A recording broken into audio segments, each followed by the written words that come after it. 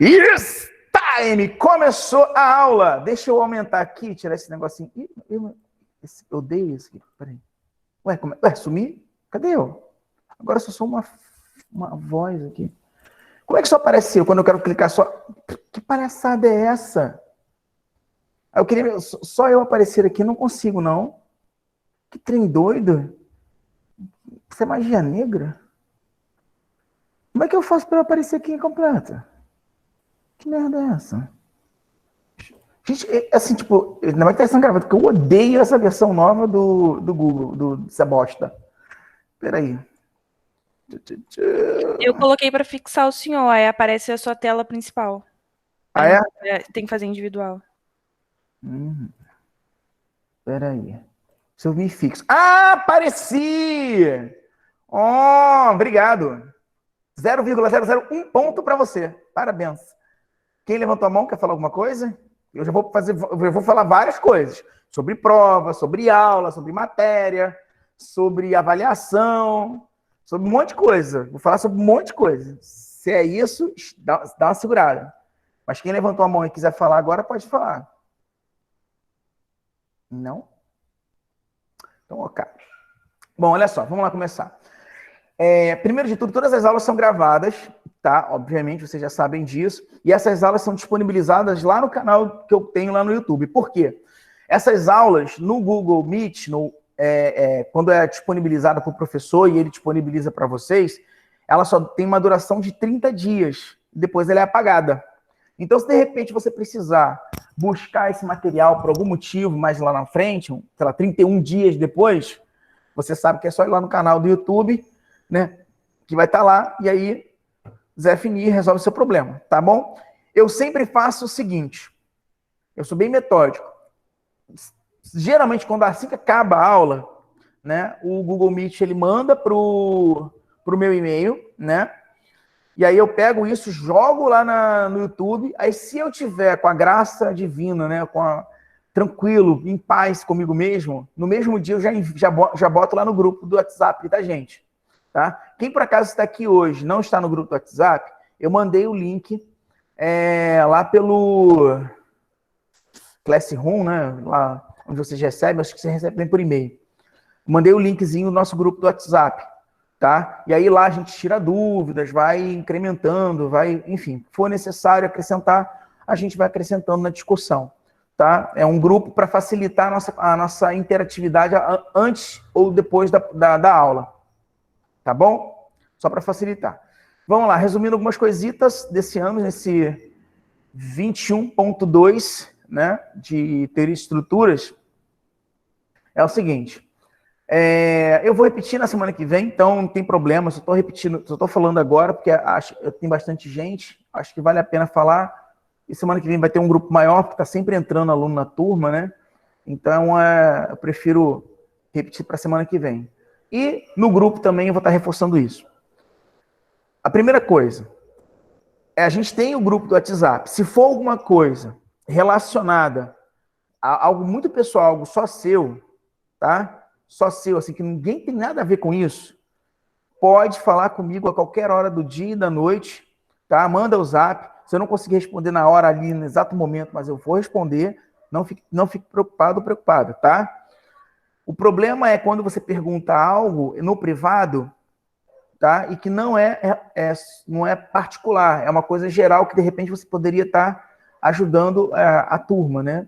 Tirando essa dúvida também junto com a turma. Então, sempre que for alguma coisa genérica, por exemplo, prova, dúvida com relação à questão, dúvida com relação a vídeo, dúvida com relação a APS, alguma coisa assim muito genérica que tem a ver com a matéria e com a turma, tá? Sempre no WhatsApp, sempre no grupo do WhatsApp. Bota lá no grupo, que quando eu responder, todo mundo, de repente, várias pessoas que também têm aquela dúvida, também acabam sendo respondida, tá? Por que acontece? O problema é que às vezes tem 15 alunos fazendo exatamente a mesma pergunta, a mesma dúvida. E aí, se de repente, se esse cara ou um deles manda lá para o grupo, eu pego e respondo no grupo, tá? Quando eu vejo que a resposta é uma resposta muito genérica, tem a ver com a matéria ou disciplina, eu não te respondo no privado. Então, Eu vou lá no grupo e vou lá, gente, me perguntaram, nananana, aí respondo lá. Tá? Se for alguma coisa pessoal, sei lá, tá doente, aconteceu alguma fatalidade, algum problema familiar, financeiro, nananã, seja lá qual for, que é uma coisa pessoal, é sua, e você precisa, por algum motivo, me informar isso, por questões de prova, questões de entrega de trabalho, questões com relação a grupo, ou enfim, N outros fatores, aí pode ser no privado. O Everton está de coração aberto, vai conversar com você sem problema nenhum, tá? Só para vocês entenderem isso. Mas o privado é para falar coisas privadas, não é para falar coisas da matéria. Coisas da matéria no grupo, tá bom? Isso é uma coisa importantíssima. A segunda coisa, que nas APS, a primeira APS, tá? Eu sempre trabalho com grupos, tá? De 4 alunos, pelo menos. Pelo menos. Sozinho você não faz. A primeira PS eu faço 4 alunos. Ah, professor, eu sou um solitário, uma solitária, andante nesse mundo sombrio. Caguei para você. Caguei para você. O que acontece é o seguinte. Eu aprendi isso na minha vida acadêmica e tenho vários colegas que também tiveram a mesma oportunidade, viveram a mesma situação. A graduação é para você criar conexões. A graduação é para você criar vínculos com outros colegas. Às vezes, aquele colega que você fez um trabalho em grupo, algo do gênero, que você criou um contato, criou algum tipo de vínculo, ele pode ser o cara que vai te empregar ou te indicar para um emprego, tá? E vice-versa. Então, é extremamente relevante os trabalhos em grupos. Por mais que você odeie, o trabalho em grupo vai te gerar um network, vai te gerar uma rede de contatos que, quando você terminar a graduação, essa rede provavelmente vai te salvar em algumas situações. Eu sei disso pessoalmente, sei disso também quando eu fui coordenador. Vários ex-alunos da Uniswan eu contratei porque eram alunos que se apresentavam muito bem com relação a grupo, trabalho em equipe, nananana. Contratei quando fizeram mestrado, eu contratei como professores, tá? E assim por diante. E vários outros colegas eu deixei de contratar porque eram pessoas que eu conhecia na vida acadêmica e vi que não eram pessoas fáceis de se lidar e que eram pessoas complicadas, complexas, problemáticas, e não valeria a pena, por mais inteligente ou capaz de lecionar, aquilo ali seria um problema que eu iria adquirir. Então, assim, só a APS1 que vai se trabalhar em grupo. A APS2, você vai ficar sozinho, sozinha, sem problema nenhum, mas então não reclame. A APS1 não será trabalho individual. Se você entregar o trabalho individual, ele não vai estar valendo. Sempre acontece isso, né? O cara não avisa, não fala nada, que o grupo se desfez, aí chega lá, vou botar lá o trabalho, vai me dar ponto. Não vou te dar ponto, não.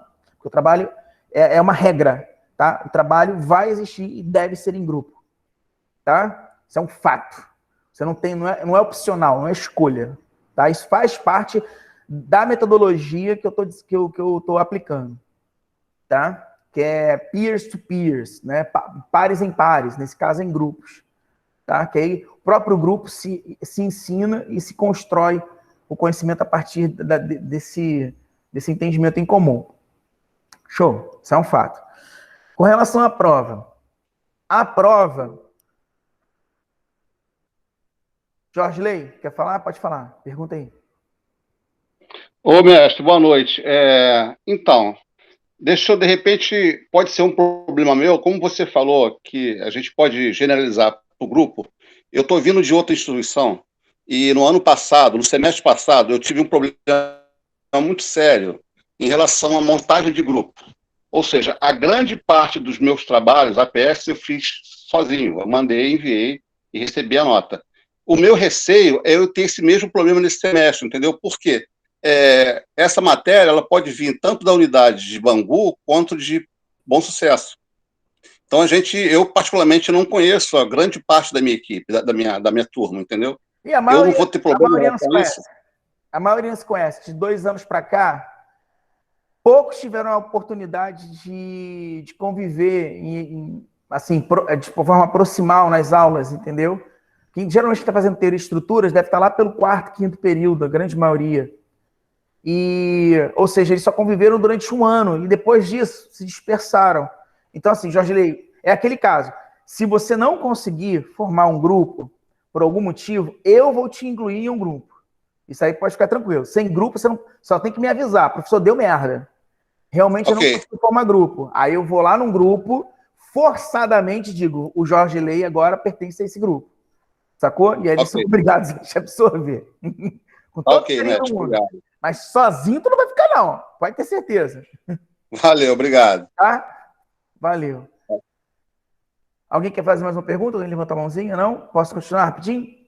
Bom, então tudo bem. Então, respondida a pergunta do Jorge Lei, que com certeza deve ser de muitos aqui também, ele ajudou com relação à construção dessa parte. Então, vamos lá. Temos a questão do WhatsApp, temos a questão da prova. Ah, prova. Aí a prova, ela vai ser entregue para vocês, eu entrego a prova sempre 15 dias antes. A minha prova, basicamente 50% dela eu tento fazer com ela discursiva e a outra parte é desenvolvimento de cálculo, tá?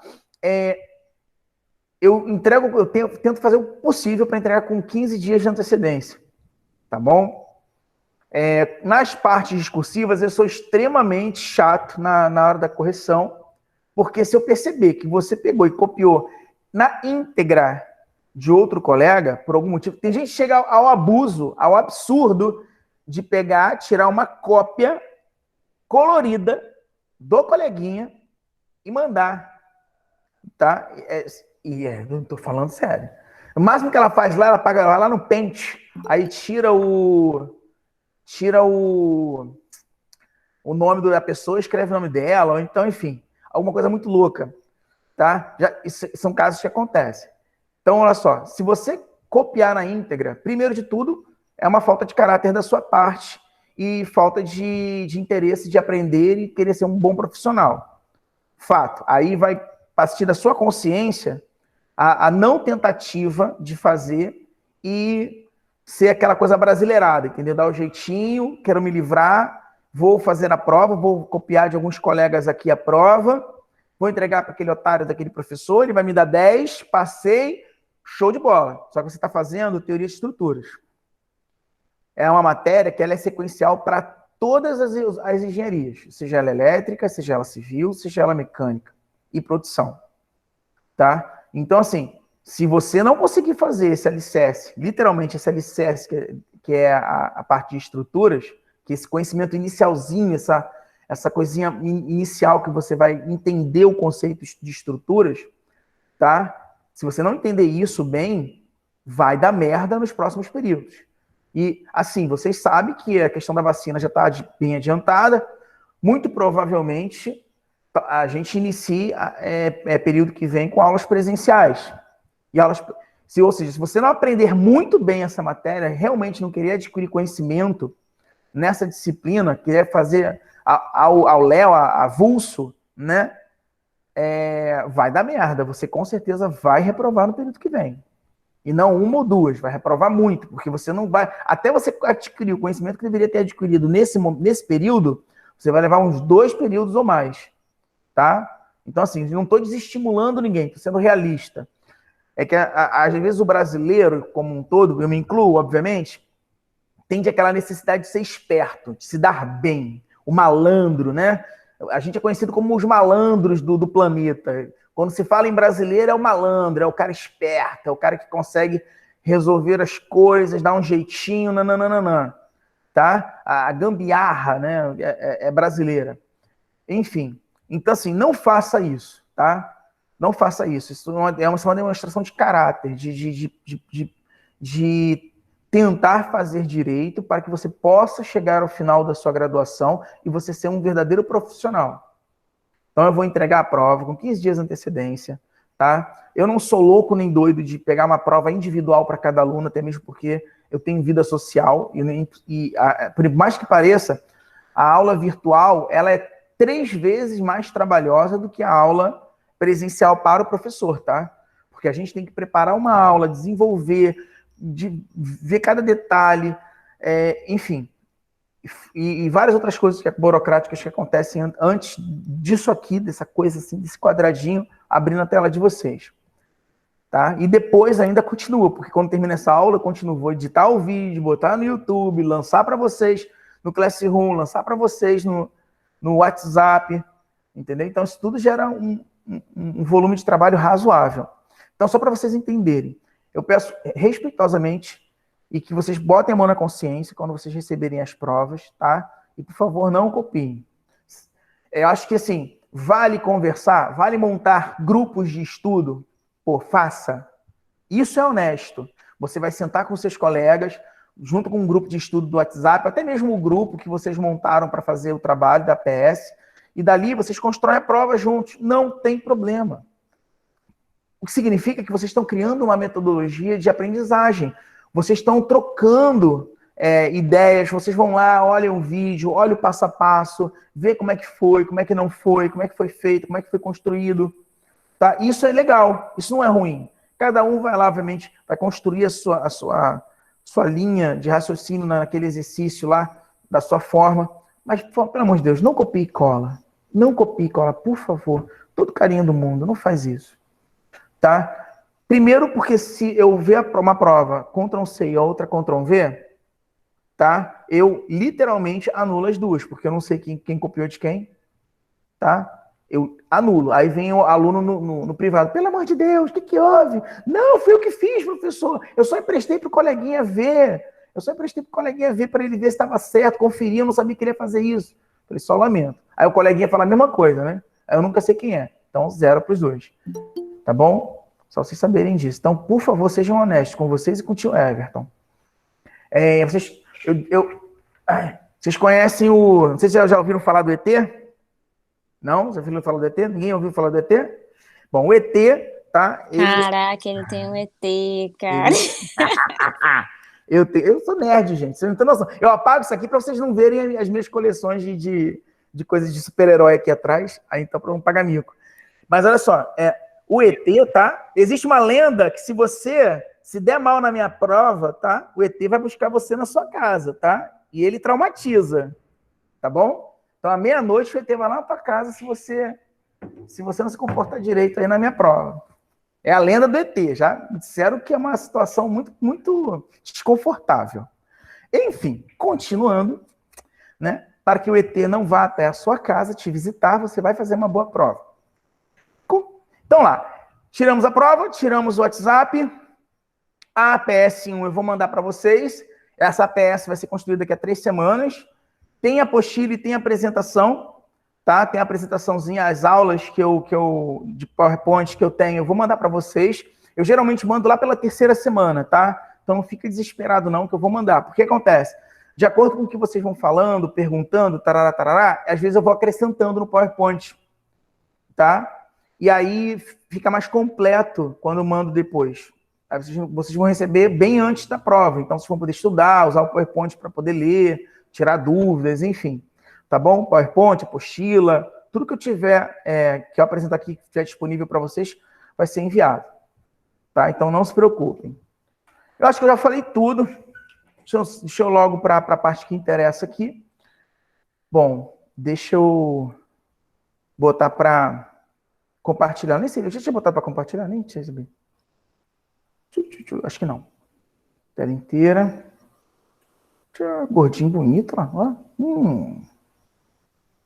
Acho que foi. Eu acho. Ah, não, vai compartilhar agora. Foi? Eu acho que vocês estão me vendo. Bom, como vocês sabem, né, a matéria em si. Ih, caraca, esse negócio fica pequeno. Que inferno. Como é que ele fica grande? De novo, eu tenho que apertar aqui? Que bosta, como é que eu diminuo isso? Será que tem que diminuir tudo? Mas se eu diminuir tudo, eu não vou conseguir abrir aqui. Eu só tentar fixar a outra aba, entendeu? Fixar o quê? Essa aqui, da minha? É, a que tá compartilhada. Espera aí. Eu fixo esse trem aqui. É só desafixar a tua tela. Assim? Isso. Ah, que merda. Vamos lá, então. Mas se eu clicar aqui... Aí, mas ela não desce. Eu queria que esse bosta sumisse. Ah, vou ficar no cantinho aqui. Caguei. Ai, caguei não, peraí. Ia lá, Vê na transparência lá em cima. É, isso aí. Na transparência, aqui, aí ela fica transparente. Peraí, vamos ver se eu consigo abrir esse negócio aqui. Não, não consigo abrir. Professor, eu acho que quando você vai compartilhar, você consegue escolher o que você quer mostrar. Aí você... Mas antigamente não tinha essa palhaçada. Peraí, deixa eu ver aqui. Era Eu mais consegui fácil. fazer isso dando 2 cliques na tela. Peraí, nessa tela que eu tô aqui agora ou na tela quando eu abro lá no... Não, na tela que você quer colocar em destaque. Dá 2 cliques para ver se vai. Peraí. Não, professor, tu vai ter que parar de compartilhar e na hora de voltar para compartilhar, você vai ter que selecionar o que você quer compartilhar, entendeu? Isso que eu quis dizer aquela hora. Que doideira. Peraí, me expliquem, por favor, de novo. Vamos lá, vocês estão mais experientes do que eu com relação a essa Vai ter essa que bosta parar de nova. compartilhar. Parar de compartilhar. Parar de compartilhar. Parei de compartilhar. Agora, na hora que clica para compartilhar, aí deve aparecer as telas que você quer compartilhar, entendeu? Tá. Ai, meu Deus, uma tela. Deixa eu ver aqui, ela que eu quero compartilhar. Deixa eu ver. Essa aqui. Que palhaçada.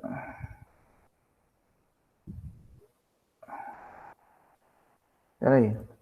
Agora foi, professor. Peraí, mas vocês estão vendo o que agora? Tava mostrando a página. Aí, tá normal. Sem a outra tela. Tá certo. Porque pra mim tá aparecendo, eu não tô conseguindo ver. Eu não tô conseguindo ver. Não, tá aparecendo só a tela do YouTube mesmo. Peraí. E aí?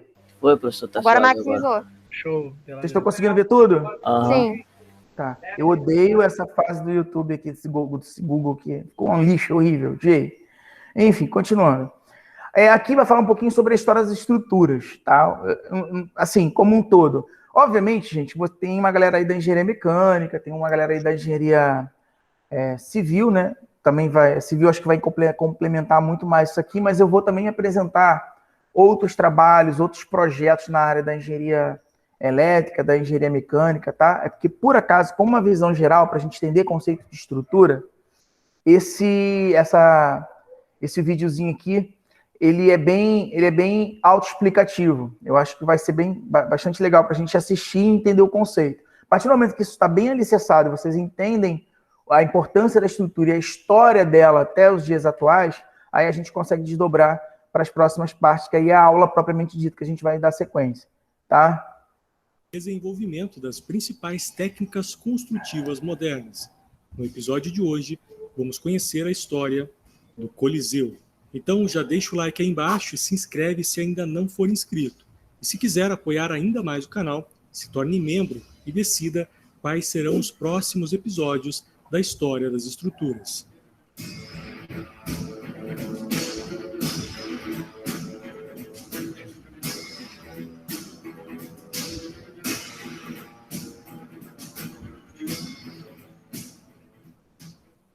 Coliseu, considerado uma das 7 maravilhas do mundo moderno, tem quase 2.000 anos de história, cercada de traições e conflitos sangrentos. Para que possamos entender na sua totalidade, será... Dá uma pausazinha só para vocês verem. Na verdade, o Coliseu, a priori, né, não é de concreto armado, propriamente dito, né? Não tem armação de ferro ali, não tem nenhuma estrutura. Até o próprio processo de içagem era tudo feito através de alavanca interpotente, alavanca intermitente, processo de alavanca, propriamente dito. Tá? Então, a engenharia mecânica, ela começa a avançar, tá?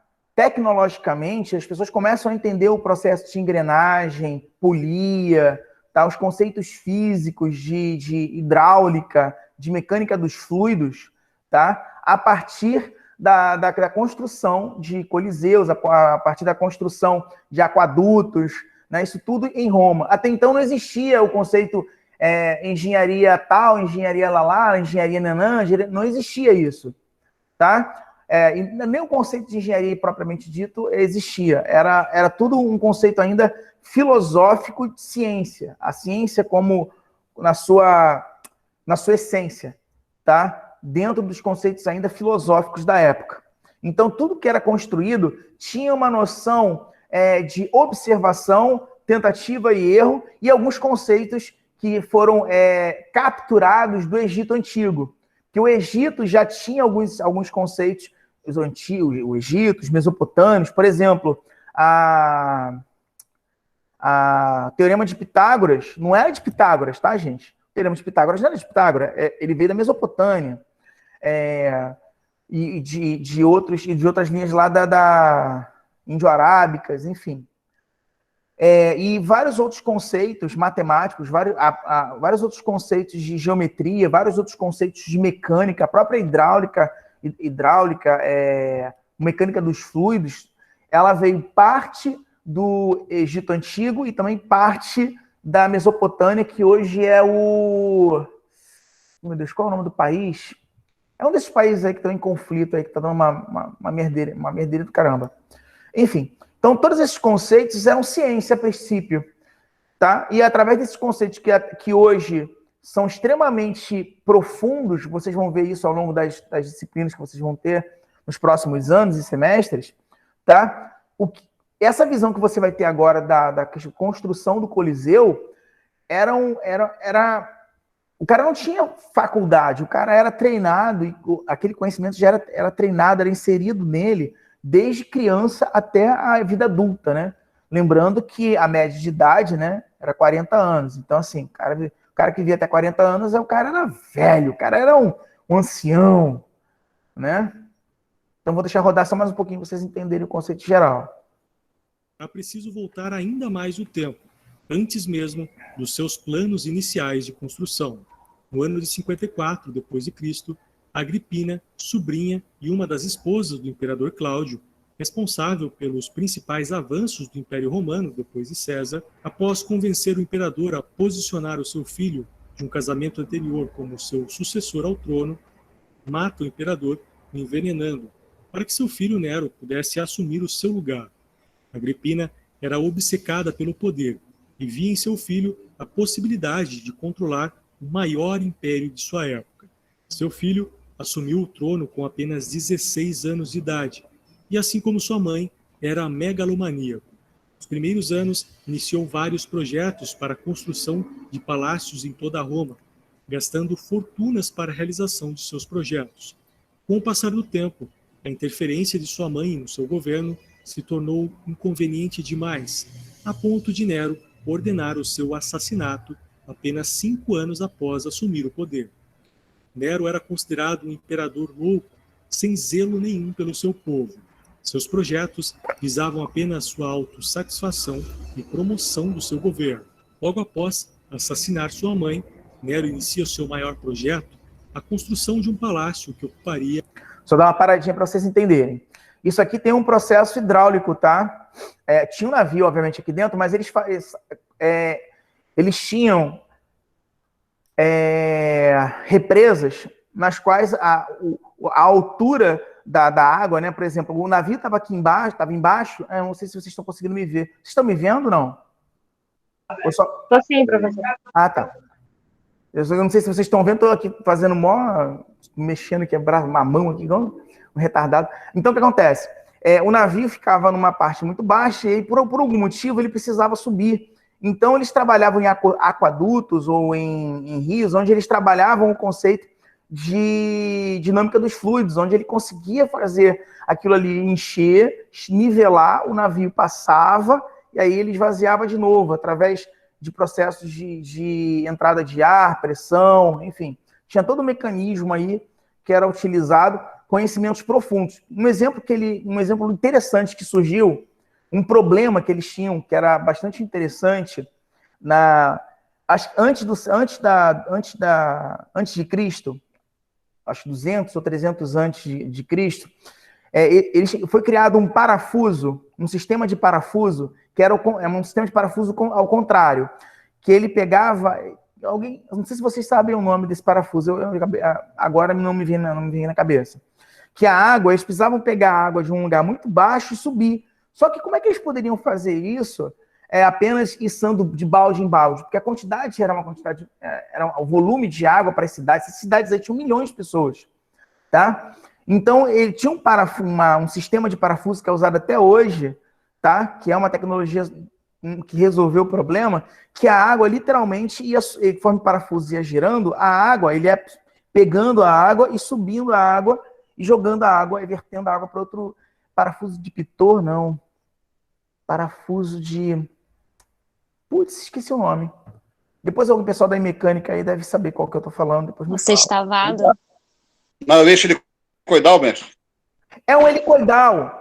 Ele puxa o líquido, puxa fluido, qualquer tipo de fluido para cima. Parafuso de Arquimedes, professor? Oi? Parafuso de Arquimedes? É isso, parafuso de Arquimedes. Mas depois a gente dá uma procurada rápida na internet para dar uma olhadinha. Mas eu acho que ou é Arquimedes, ou é Pitot, alguma coisa assim. Tá? E eles resolveram um problema hidráulico, né? Quer dizer, mal sabiam que estavam criando uma nova aplicação na área da mecânica. Tá? Enfim. E vale salientar que os gregos, tá? Tanto os gregos, quanto os romanos, quanto os egípcios, já tinham conhecimento, tá, gente, do conceito de pilha. A pilha, eles usavam muitas vezes, né, a questão da carga elétrica, do choque elétrico, essa manipulação da pilha, como algum tipo de ação para cura, né, para curar as pessoas, enfim. Aí dava choque na pessoa. E outras situações. E muitas das vezes, na verdade, era utilizado mais também como algo de entretenimento, tá? O conceito de pilha. O tanto que foram até encontrados alguns vasos no Egito Antigo, vasos esses que tinham um líquido extremamente ácido dentro, e dentro dele tinha um metal, um cátodo, e para fora um anodo, e aí gerava essa corrente elétrica. E era uma corrente elétrica relativamente alta, era quase 2 a 3 amperes. Isso dá para parar o coração de um coleguinha. Tá? Então, continuando. Agora. 800 mil metros quadrados com seu próprio lago artificial. Mas ele tinha um grande problema. Rapidinho. Notem que as ruas são irritantemente, absurdamente, nojentamente, ridiculamente retas. Que existe e eles não tinham a visão de cima, tá? Essa visão era toda de baixo. Eles não tinham...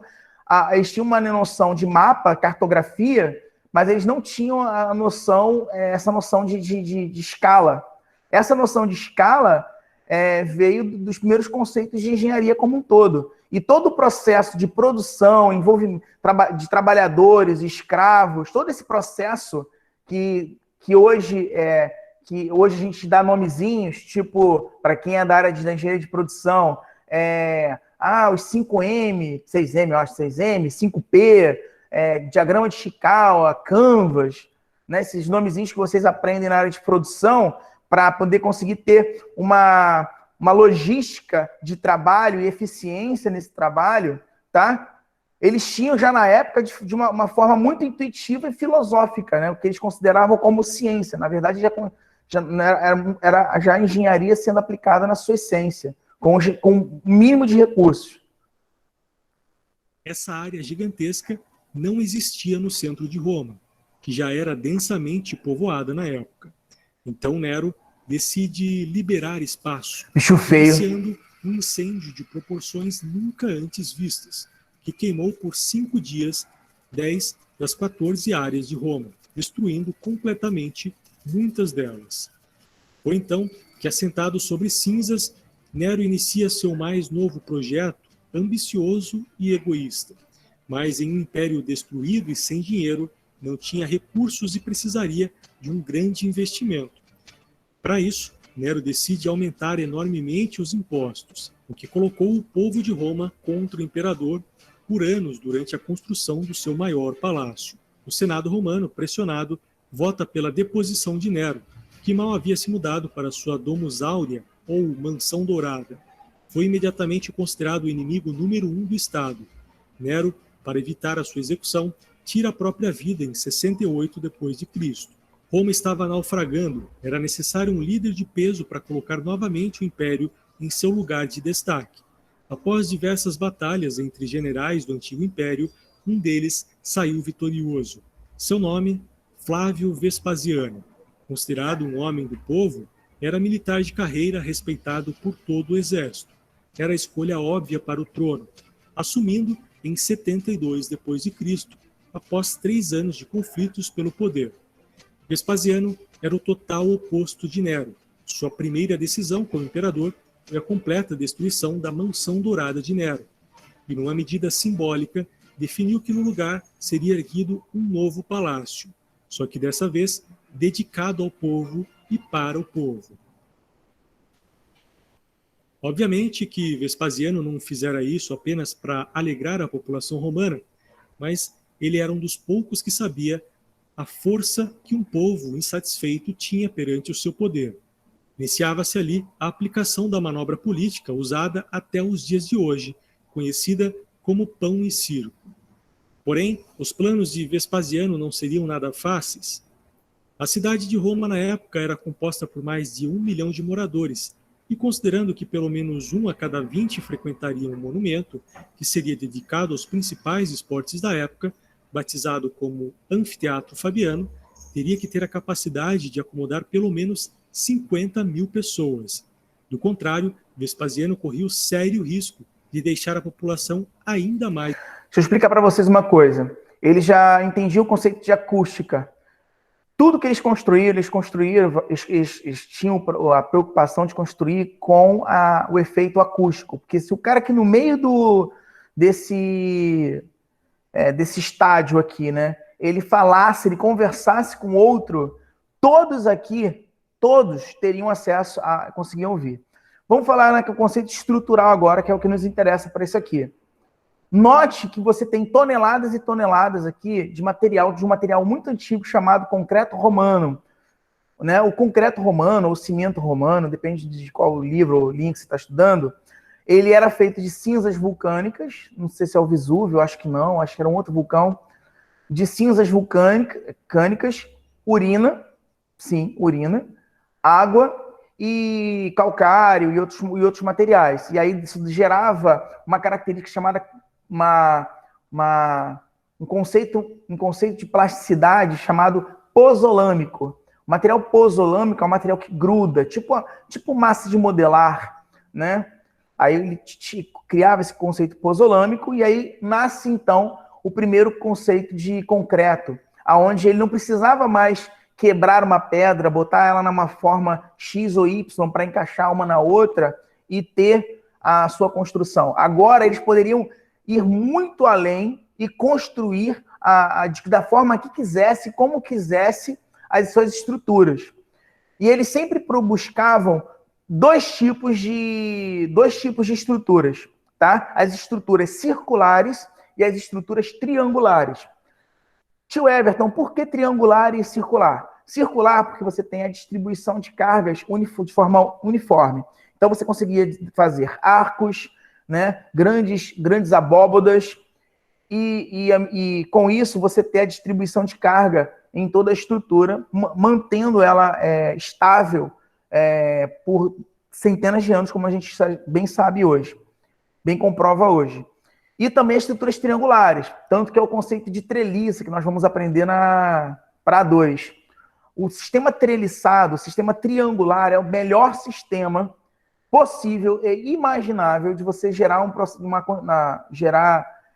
dentro da construção civil. Se você quer algo que tenha grande estabilidade e que tenha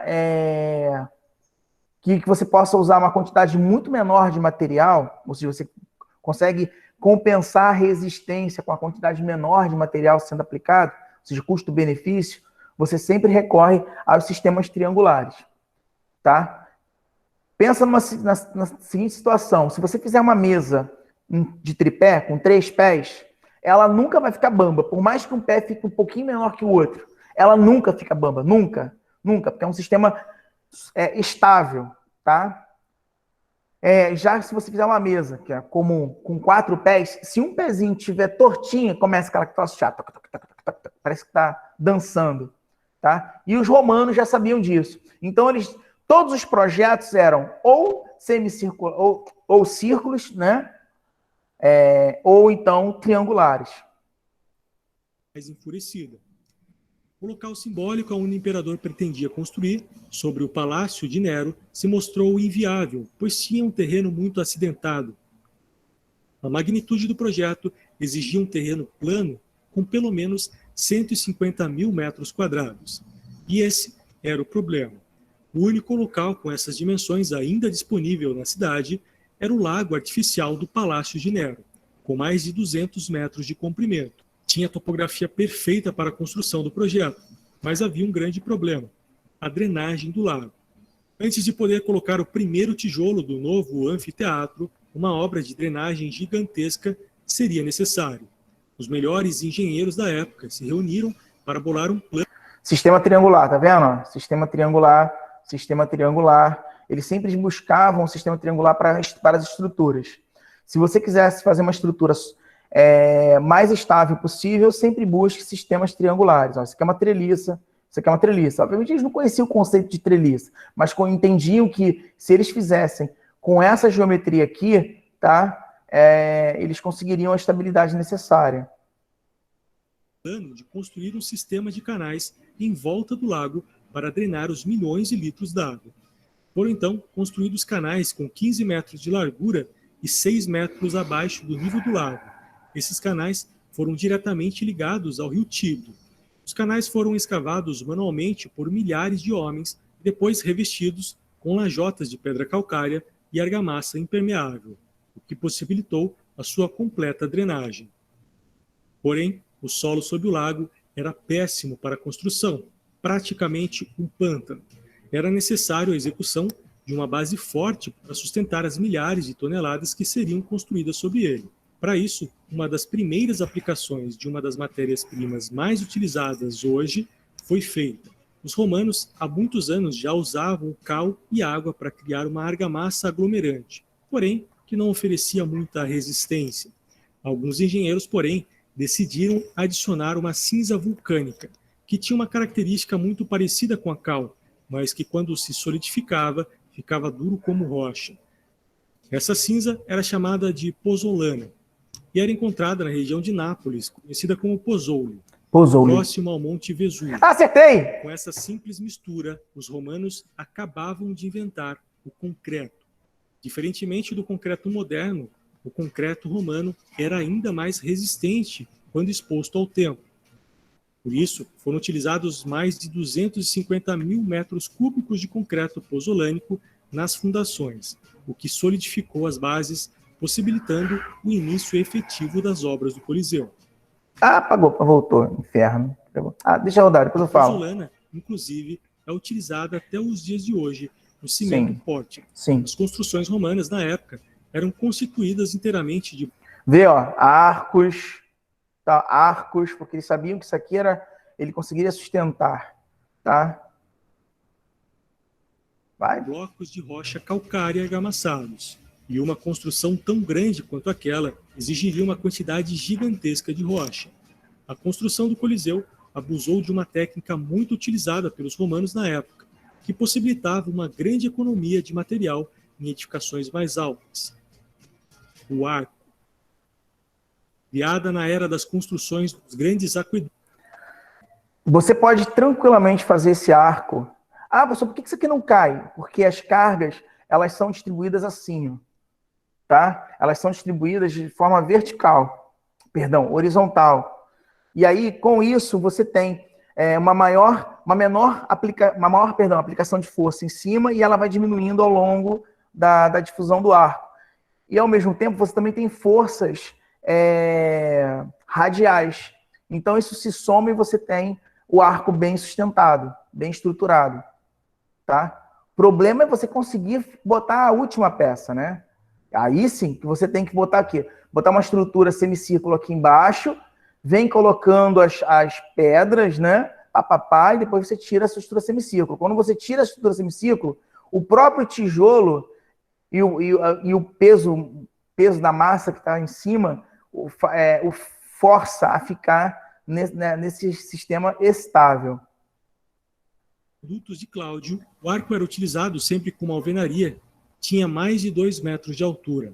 Ao invés de construir uma parede alta e completamente preenchida com blocos de pedra, faziam algumas aberturas que tinham suas cargas distribuídas pelo arco de pedras.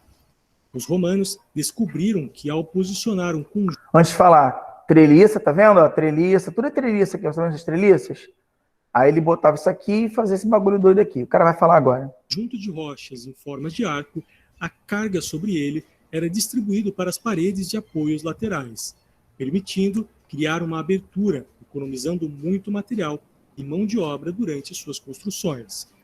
O Coliseu é composto por 3 anéis de 80 arcos cada, com aproximadamente 4 metros de largura e 9 metros de altura. A construção do Coliseu teria que ser feita em tempo recorde, afinal, o imperador dependia disso. Para garantir que a obra fosse entregue a tempo, os construtores tinham que criar um sistema rápido de construção. O primeiro anel...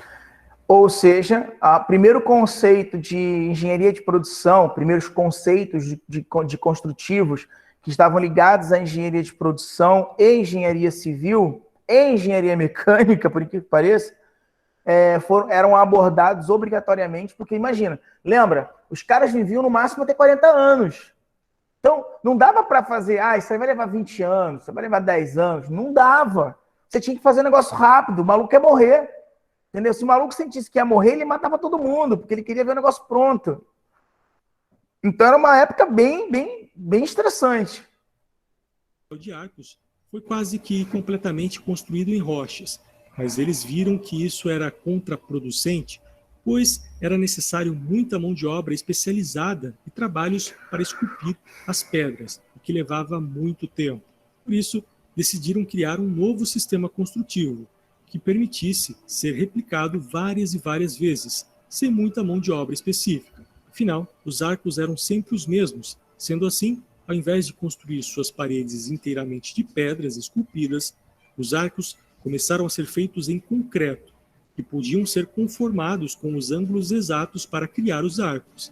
Além disso, as viagens até as pedreiras da região para a coleta das pedras da alvenaria tomava muito tempo. Sendo assim, decidiram utilizar um material que usavam como telhas em suas edificações, mas de uma forma um pouco diferente. Lembrando, gente, que o tamanho médio naquela época, o tamanho de uma pessoa era de 1,50 m, tá? 1,50 m. É isso mesmo. Se você tem 1,50 m, você tinha o tamanho médio da época, entendeu? Se você tem 1,55 m, você é alto pra caramba naquela época, tá? Você é um gigante, jogador de basquete, NBA. Nas paredes, pequenos blocos de barro cozido foram empilhados durante a construção do segundo anel do Coliseu. Ali se criavam duas coisas: a construção pré-fabricada em concreto e o tijolo cerâmico moderno. A nova técnica permitia um ganho gigantesco de produtividade. Afinal, já não era necessária uma mão de obra específica para o trabalho, que era agora apenas uma repetição de uma mesma tarefa, quase que uma indústria de linha de produção. Deixa eu mostrar para vocês. Está vendo isso aqui? Isso aqui era cheio d'água. E aí tinha um processo hidráulico onde eles abaixavam isso aqui e esse estádio era tampado e ocorria lá todo o evento, depois se retirava. Existia elefantes subiam por aqui para poder mostrar animais exóticos. A parada tinha um nível de mecanização tão absurdo para a época, tá? Que era assustador. Como é que eles conseguiam enfiar a engenharia mecânica nessa merda de tal forma de você conseguir mexer nas engrenagens, mexer no processo em si, de peso, de água, de fluido, enfim, para conseguir fazer essa brincadeira acontecer. Era algo absurdo. Além do mais, o uso de tijolos cerâmicos reduziu drasticamente o peso, permitindo uma construção ainda mais alta. No total, foram construídos 240 arcos em uma elipse de 180 metros de comprimento, 156 metros de largura e 50 metros de altura. As arquibancadas também foram construídas utilizando a técnica de arco, com a primeira linha tendo uma inclinação de 30% e uma segunda e terceira linha com inclinação de 35%, que permitia que mesmo quem se sentasse mais ao fundo pudesse assistir aos espetáculos sem que tivesse a visão comprometida. As paredes em alvenaria do Coliseu foram completamente revestidas com mármore travertino branco, assim como os assentos das arquibancadas. Os assentos do Coliseu respeitavam uma hierarquia. A primeira linha de assentos próximos à arena eram ocupados pelos senadores do Império. A primeira arquibancada era destinada aos comerciantes ricos e familiares dos senadores. A segunda era destinada à classe média da época. A terceira era ocupada pelos cidadãos romanos. E uma quarta e última era destinada aos pobres, escravos, mulheres e crianças. Igualzinho no O Maracanã. imperador Igualzinho no Maracanã. É assim. Vida que segue. também tinha o seu próprio camarote, praticamente dentro da arena. Os acessos ao Coliseu eram tão bem planejados que era possível preenchê-lo e esvaziá-lo completamente de pessoas em pouco mais de 10 minutos. Isso tudo graças ao sistema de portões de acesso. Muitos dos 80 arcos do primeiro anel eram portões que levavam a áreas específicas dentro do Coliseu. Cada espectador comprava um ticket com um número específico do seu portão, de acordo com a sua classe social. Esse portão o direcionava diretamente para a sua respectiva arquibancada. Não mudou muito, né? Não mudou muito. Sistemas de ingressos funcionais do mundo. O Coliseu também tinha um sistema complexo de teto retrátil, feito de cordas e tecido. Podiam-se... Só para vocês entenderem, a última vez que eu vi um documentário falando sobre esses tecidos aqui, tá? Isso aqui pesava toneladas, tá? Cada tecidozinho desse aqui que era puxado era toneladas. Ah, era uma pessoa que puxava. Tinha pessoas que puxavam, escravos, geralmente escravos, né? Que puxavam isso aqui para poder diminuir a incidência solar ou algo do gênero. Mas não era um processo que era um processo hidráulico de alavancas, tá? Que eles usavam água para poder fazer com que isso aqui fosse retraído e voltasse para a posição original. Fechar e se abrir a qualquer momento, proporcionando uma sombra razoável para os espectadores. O sistema era controlado por roldanas e necessitava de mais de 1.000 pessoas para operá-lo. E isso no primeiro momento com esse tal desse maluco aí. Depois logo em seguida, ele foi um sistema de sistemas hidráulicos, que ainda estão lá ainda até hoje. Sistemas parecidos como esse só começaram a ser utilizados há muito pouco tempo, como o Civic Arena em Pittsburgh, construído em 1961, provando Olha que os o nível eram muito à frente do seu tempo. de evolução que esses malucos tinham. Depois de pouco mais de 8 anos de obra, o Coliseu era inaugurado. Seu idealizador, o imperador Vespasiano, não viveu o suficiente para ver a sua obra concluída, Por quê, né? colocando essa responsabilidade a cargo de seu sucessor e filho, o imperador Tito. Para comemorar a inauguração, Tito realiza 117 dias de jogos, os quais a grande maioria foram sangrentos. Para se ter uma ideia, apenas no primeiro dia, mais de 5.000 animais foram mortos e mais de 100 de pessoas lutaram até a morte nos jogos gladiatórios. As pessoas queimadas aqui, que legal. Pessoas pegando fogo aqui, que bizarro. Ou simplesmente foram executados. E quando fala que a engenharia é do mal, ó, ninguém acredita. Quando eu falo, ó, confia em engenheiro não, engenheiro não é de Deus não. Ó. Para o entretenimento dos romanos. Os gladiadores no início eram apenas escravos que lutavam até a morte, cabendo muitas vezes ao imperador a decisão de morte ou misericórdia. Porém, conforme os jogos foram se popularizando, ser gladiador se tornou praticamente uma profissão, criando o governo romano, inclusive, escolas de gladiadores próximas ao Coliseu. Os gladiadores nessa época eram considerados astros do esporte, se tornando inclusive mercadorias, como brinquedos que eram comercializados dentro do próprio Coliseu, nos corredores de comércio. Durante um curto período, há relatos históricos que a estrutura do Coliseu era completamente inundada propositalmente para a encenação de batalhas navais históricas.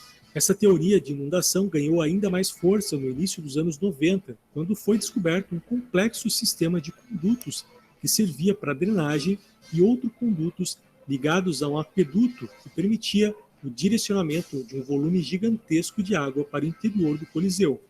Você tem noção o nível de engenharia e o nível a complexidade para você conseguir fazer algo desse tipo, para fazer encenações, queimar barcos, todo um teatro envolvido? Cara, assim, é incrível, incrível. Isso numa época onde as pessoas não tinham televisão, não tinham jornal, não tinham internet. Pelo menos 2 encenações de batalhas foram feitas e registradas na história. A prática foi abandonada, muito provavelmente, após a construção do hipogeu, que foi construído durante o governo Domiciano, irmão de Tito, que consistia num subsolo logo abaixo da arena, que abrigava os gladiadores, animais e prisioneiros, para que as batalhas fossem planejadas, gerando ainda mais impacto aos espectadores, pois os gladiadores e animais podiam ser elevados à arena a qualquer momento durante os espetáculos.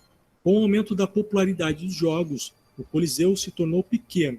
Durante o governo de Marcos Aurélio Severus, em 200 d.C., um quarto pavimento com assentos em madeira foi construído, o que aumentou a capacidade de 50 mil para quase 90 mil pessoas. Mas afinal, como essa construção... Alguém sabe mais ou menos quantas pessoas cabem no Maracanã? Alguém? Tem alguém aí? Ainda tem gente aí comigo? Sim, professor. Quantas pessoas cabem no Maracanã? Quem sabe aí? Professor, com a nova reforma foi para 70 mil pagantes. Né? E os romanos... 78. E os romanos fizeram isso, 90 mil. Tá bom para você? É. Então, e tá lá até hoje. Vai Maracanã daqui a 10 anos, se não fizer reforma, a merda que vai dar. Foi possível. Vindo de uma economia totalmente falida, numa terra incendiada, Roma não tinha dinheiro para construir algo tão grande. Aumentar impostos na época era impensável, principalmente depois das atitudes do seu antecessor. Então, Vespasiano toma uma das decisões mais cruéis da história. Como a captação de recursos não podia ser feita com seu próprio povo, Vespasiano decidiu saquear uma das cidades mais ricas e prósperas da sua região, Jerusalém, conhecida como centro religioso do mundo na época. Seus templos eram recheados de riquezas e foram levadas para Roma para financiar o Coliseu. Não contente em saquear a cidade, o imperador ainda ordena a prisão de mais de 30 mil judeus, para que fossem vendidos como escravos em Roma ou trabalhassem durante a construção. Esse foi o grande custo dessa obra. O Coliseu atravessou a história resistindo a guerras e desastres naturais. O pior deles foi um terremoto no século V, que danificou grande parte da sua estrutura. Em 404 d.C., os sacrifícios em jogos foram completamente proibidos, logo após a ascensão dos primeiros imperadores cristãos ao poder. Durante muito tempo, o Coliseu teve outras funções, como militares, moradias. Oi? E não sabe. Oi? Pode falar. Não, desculpa, professor. Não, tudo bem, tudo bem. Já está acabando. A gente já vai começar a parte da aula. É só uma introdução para vocês entenderem a importância do que vocês estão estudando. Ok. É uma pedreira, de onde foram extraídos grande parte dos mármores utilizados em várias das outras construções de Roma. Mais de 1 milhão de tijolos de barro. Bom, gente, deu para ver então que existia uma preocupação com relação à questão estrutural. Note que todas olha o tamanho das pessoas aqui embaixo. Tá? E acho que o teu áudio está ligado, acho que é por causa disso. Aí eu acho que você está falando comigo. Obrigado. Aí o que acontece? Olha o tamanho desse monumento aqui, por exemplo, tá? Olha o tamanho das pessoas aqui embaixo. Se a pessoa aqui embaixo, olha como referência, tem uma pessoa aqui, ó. Isso aqui, gente, foi feito um pouco antes de Cristo e logo depois de Cristo, tá? E olha o que eles conseguiam fazer através da mecanização, através de processo de engenharia civil e através de logística de trabalho, né? De processo de trabalho, porque eles precisavam ter uma reprodutibilidade, né? Ó, note que isso aqui é quase que literalmente idêntico ao outro lado, ó, são quase espelhos, tá? Isso aqui só é possível através de um processo de engenharia de produção, tá? O cara conseguir gerenciar e otimizar o processo de tal forma que não haja nenhuma dúvida com relação à reprodutibilidade. Bom, agora deixa eu ver se eu consigo voltar agora. Não sei se eu consigo voltar aqui. Consigo voltar para vocês? Que merda. Peraí. Agora eu tenho que puxar. Agora eu tenho que parar a apresentação, é isso? Eu não gostei disso, não. Cadê? 100 mil metros cúbicos. Oi, peraí, de deixa eu diminuir. Travertino branco. Quando o senhor falou da plasticidade do concreto, Peraí, tô tentando parar. Fala, pode falar. quando o senhor falou da plasticidade do concreto, acho que foi do Coliseu. Ah, No caso, como que funcionaria isso? Tipo, porque vamos lá. O que acontece? Todos os materiais, quando eles estão em um tamanho, em nível nanométrico, um nível muito pequeno, ou seja, acima de 400 mesh, não sei se vocês já foram em laboratório de materiais de construção, existem umas peneiras.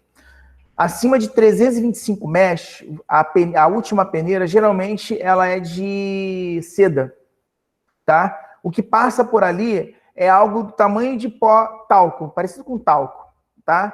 São grãos iguais, do mesmo tamanho ou inferiores ao tamanho de talco. A gente diz que é um material pulverulento.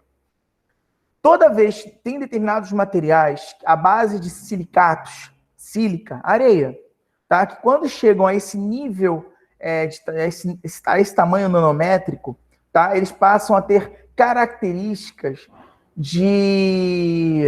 Como é que eu falo? Características de, tipo, ligação atômica, só que nesse caso a gente chama de ligação de Van der Waals, que são ligações fracas. Eles passam a meio que se interagirem entre si. Essa é uma característica que gera o processo de aglutinação. Por isso que quando você pega talco, aperta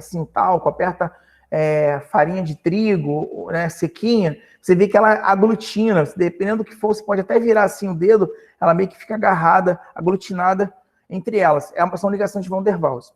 Existe uma outra característica que alguns materiais têm, que quando a eles é inserido água, eles fazem o seguinte: esses grãozinhos de silicato, tá? Eles começam a crescer agulhas, que são chamadas de dendritos. Esses dendritos, que são agulhazinhas, elas começam a crescer quando são hidratadas, tá? Alguns materiais, essas agulhazinhas são pela água ou pelo ar, tá? Por exemplo, o gesso é pelo ar, tá? Já o processo de aglutinação do cimento, e no caso do cimento romano, né, é pela água. Então ele é hidratado. Quando ocorre o processo de hidratação, ele começa a formar agulhazinhas como se fosse aquele ouriço do mar. Já viu o ouriço do mar? Que é cheio de pelinhos, assim, cheio de... ou um porco-espinho. Então, imagina velcro. Quando você tem vários desses carinhas juntos, e eles estão próximos um do outro, eles fazem isso, ó, eles se travam. E um vai travando no outro, que vai travando no outro, e essas agulhazinhas vão crescendo cada vez mais, de acordo com o nível de hidratação e a quantidade de silicato que está ali envolvido. Quando isso acontece, a gente está aglutinando, a gente está gerando o processo de pega do concreto. Tá? O concreto vai gerando um processo de pega. Aí, de acordo com a quantidade o quanto eu consigo aproveitar desse material, tá? Maior vai ser a resistência mecânica do material em si que está ali envolvido. Tá? Então, o cimento, a argila, né, que você tem, aquela argila vermelha para fazer tijolo, para fazer cerâmica, tá? Ela consegue ter o processo de pozzolanicidade, tá? É uma característica que vem lá de Pozzolana, que é a cidade onde tem o Monte Vesúvio, tá? Desse material.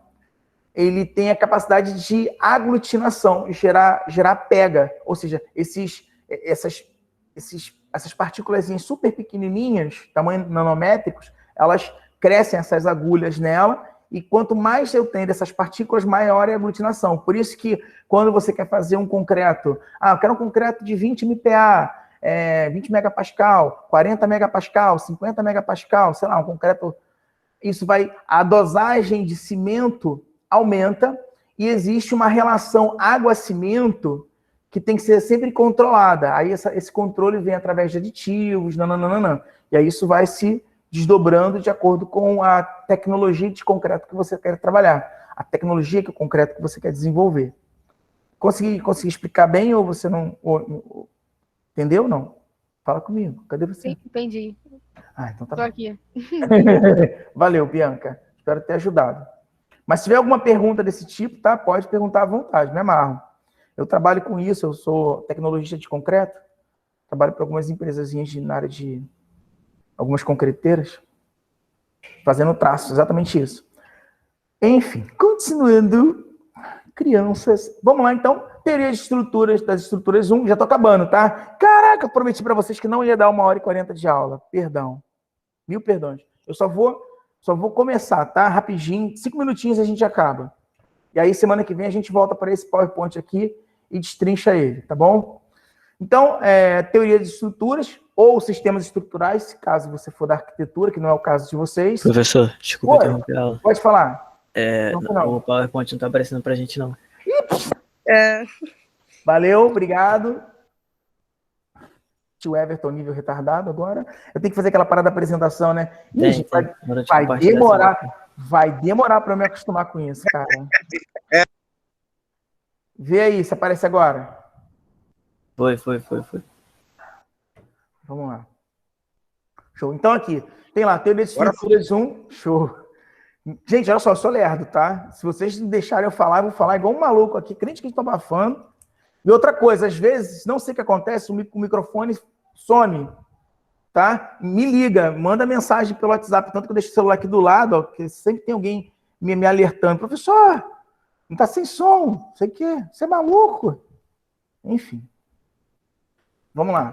Então, temos lá a teoria de estruturas 1, sistemas estruturais, que é o pessoal da arquitetura, que basicamente eu uso o mesmo PowerPoint, com algumas alterações, tá bom? Semana que vem eu vou apresentar esses 2 videozinhos para vocês aqui, tá? Que fala sobre corpo rígido. A gente tem que entender o que é um corpo rígido e como ele se comporta, como é que eu posso, quais são as forças que atuam sobre um determinado objeto e como eu consigo obter o equilíbrio desse objeto. Nota-se que na engenharia mecânica, na engenharia civil, na engenharia elétrica ou na engenharia de produção, não importa, você precisa que o objeto se mantenha estável, minimamente estável, para conseguir a resposta que você necessita para o seu trabalho. Enfim, rapidão aqui. Quando a gente faz uma análise estrutural, que é o que a gente vai ver na semana que vem, a gente vai ver através desse videozinho aqui, desses 2 vídeos, tá? A gente tem que classificar essas análises, tá? Essa estrutura, esse corpo rígido, ele é hipostático, isostático, ele é hiperestático. O que é isso? A gente vai ver isso na semana que vem, tá? A gente vai falar muito desse aqui. Quer ver? Não sei se alguém já ouviu falar. Isso aqui é Alguém já viu isso aqui? Alguma vez na vida, não? Quem já viu isso aqui? Quem sabe o que é isso aqui? Fala comigo. Não tenho nem ideia, professor. Não? Ó, quem é da civil? Alguém da civil aí? Eu ainda não vi, não. Eu sou da civil. Não? Isso aqui, vocês vão ver em materiais de construção, tá? Esse aqui é um corpo de prova. Na verdade, é um corpo de prova 10, o mais comum, que é o 10x20. Você coloca isso aqui dentro de... Isso aqui é um concreto para analisar. Digamos que você mandou lá para uma concreteira. Isso aqui a gente vai ver, tá? Vai ver vários exemplos. Existem testes de carga para você saber se esse material, quanto que esse material que consegue suportar, tá? E aí quando você faz, vai comprar um concreto. Eu quero um concreto de 20 MPa, tantos MPAs, que geralmente a dosagem média que o pessoal compra, para laje ou para outras coisas. E aí você está desconfiado que aquilo ali não foi entregue no valor, né? O cara deu uma miguezada ali. O que você pede? Você pede para fazer um corpo de prova, 2 corpos de prova e fazer um teste de carga depois de 7 dias ou 28 dias. E aí a ruptura desse material aqui, dessa estrutura, e vai dizer para você o quanto que de FCK, que é a capacidade de resistir à compressão que aquele material foi aplicado, suporta. Isso você faz com materiais metálicos, isso você faz com braços mecânicos. Existem vários tipos. Aí esse nível de profundidade vocês vão aprender em Resmate, tá? Alguém quer falar, gente? Eu vi um áudio abrindo 2 vezes aí. Alô? Não? Fala comigo. É que meu áudio estava... Meu áudio não, a minha imagem estava fechada, eu estava vendo a apresentação. Ah, tá bom. Mas alguém quer falar? Eu trabalhei em obra e já tinha visto. Ah, Tá legal, viu?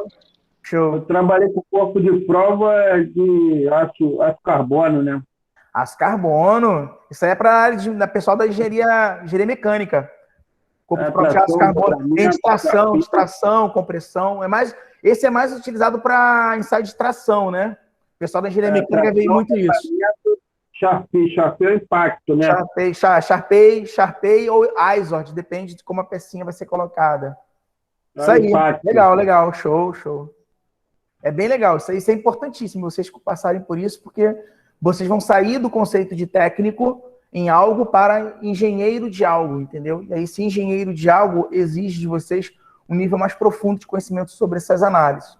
Bom, aí a gente vai falar um pouco na semana que vem sobre sistemas hipostáticos, isostáticos, hiperestáticos e assim por diante, tá? Vamos falar sobre vínculos, primeira classe, segunda classe, terceira classe, tá bom?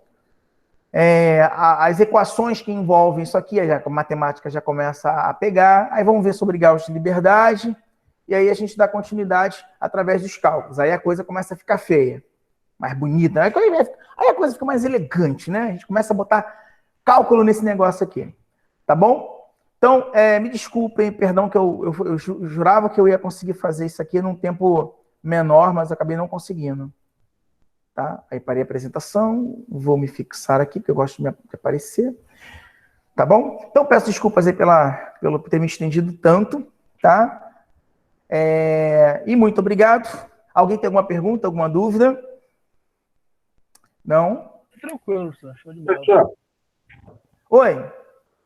eu cheguei atrasado na aula sobre o grupo de WhatsApp. Eu não peguei essa parte. Você está no grupo do WhatsApp? Não. Ah, então tem que estar no grupo do WhatsApp. Peraí. Deixa eu... Ixi, meu Deus do céu. Alguém tem como botar o link daqui do grupo do WhatsApp aqui no chat pro Paulo pegar? Vou botar. Aí, ó, o Juan colocou. Paulo, quem mais não tiver, ó, já copia isso aí e já entra no grupo do WhatsApp. Tá bom? Valeu, obrigado, Rodrigo. Obrigado, professor. Valeu. Gente, é isso. Um beijo e um queijo. E nos vemos na semana que vem, tá? Se tudo correr bem, hoje ou até amanhã de manhã eu tô mandando esse videozinho lá no grupo, no Classroom. Valeu, professor. Tamo junto. Valeu, gente. Um abraço, professor. Boa noite. Abraço, mestre. Boa noite. Boa noite. Professor, boa noite. Valeu, professor. Valeu. Boa noite aí, gente.